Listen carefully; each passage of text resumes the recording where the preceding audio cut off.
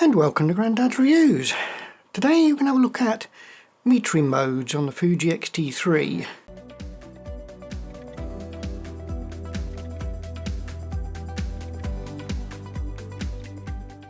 This also relates to other Fuji X cameras and other cameras in general, to be honest.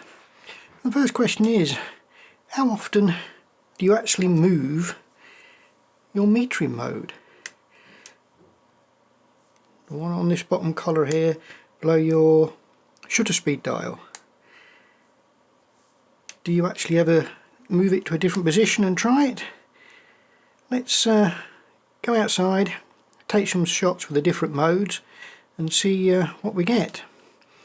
And I say that the modes you actually got on here, you've got average at the start, you've got multi or pattern, you've got then centre weighted, and you've got spot metering. So let's go and take some shots, see what they do, what difference it makes, and what situations you might want to use them in. Let's go and have a look. Well, let's have a look how the different metering modes actually work and what effect they have on the exposure. So normally we keep the metering modes in multi, which is this setting here. And if we take a meter reading of the scene I've got in front of me, which is the best I can do at the moment in these lockdown periods, but this should prove the point. We've got a shutter speed of 1500 at f4. I'm using aperture priority. I've got the ISO set at 400. So we've got 1500 at f4 on multi. Now if we go to average, which is this setting here, and take that same meter reading. Now average is taking all the exposure readings from the whole area and averaging it out. So all the lightest bits, the darkest bits, and averaging it to the mid-grey %, and we get a shutter speed of 3000. So if we turn it round and change it to centre weighted, now in centre weighted it's taking all the luminosity values of the whole scene, but making more priority out the centre of the actual frame. So on this one here we're getting 1900 on the shutter speed. And then our final setting, which is spot.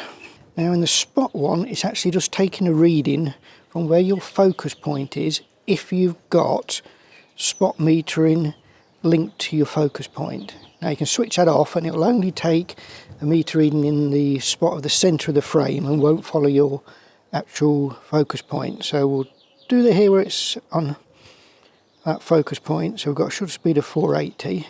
Now I've got mine linked to the focus point. So if I bring that up to the sky, it's now metering just on the sky, and we're getting shutter of 25,000 to get the sky, but everything else is dark. So wherever I put that focus point is where it's reading.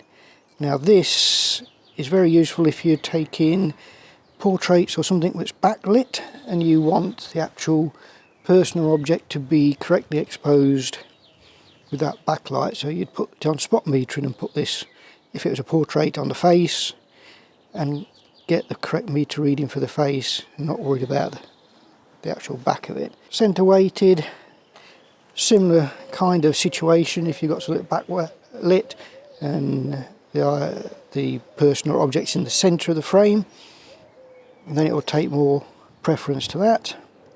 Your multi is really the camera's doing a lot of calculations. It's looking at the whole scene, it's taking the colour information, the luminosity, brightness and everything, and then making a decision on what exposure to use, and most of the time it is very, very good. Very good indeed. And then as I say, on average it's just grabbing everything, making it % grey or mid-grey and taking that image there. So that is the 4 exposure metering modes that we've got on the Fuji X-T3. And let's take a shot in each one and then have a look on the computer how they compare. So this is multi, average, centre weighted, and spot metering.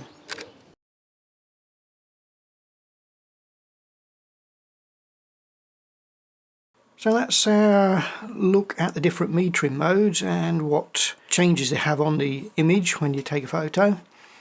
And as you can see, the matrix or pattern mode is pretty intelligent, and it usually gets the metering and the exposure correct most times. But if you do come across some tricky situations, especially backlit, that type of situation, or you want to do something a bit more creative, then the other modes are helpful. Yes, you can just add some exposure compensation on the matrix or the multi or pattern mode, but sometimes you might be better off changing to spot metering or center weighted or something like that.